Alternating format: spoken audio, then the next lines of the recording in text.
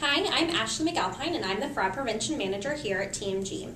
This week for Fraud Prevention Friday, we are joined by Courtney McKibben from our product team.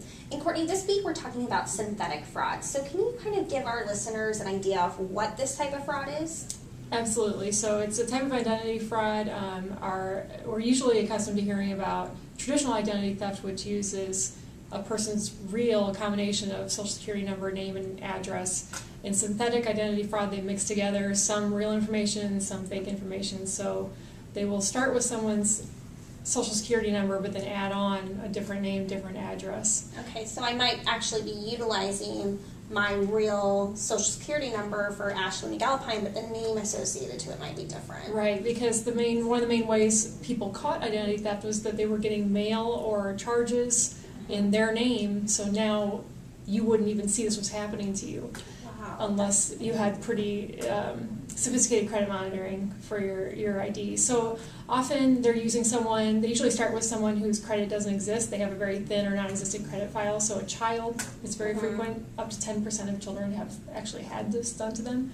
Or people who are deceased or elderly who don't utilize credit anymore. Interesting. So what are some things that consumers can be doing to help protect themselves against synthetic fraud? Using credit monitoring services, but make sure it's one that really does look for the signs of synthetic identity fraud. It's more difficult to detect. So some of the main ones done by Experian or LifeLock do that. If you have a child, pull their credit history every 2 years, but again, make sure you're going beyond just the standard credit report. There's something called fragmented reports where the reporting would be done that doesn't have their name, but is still using their social.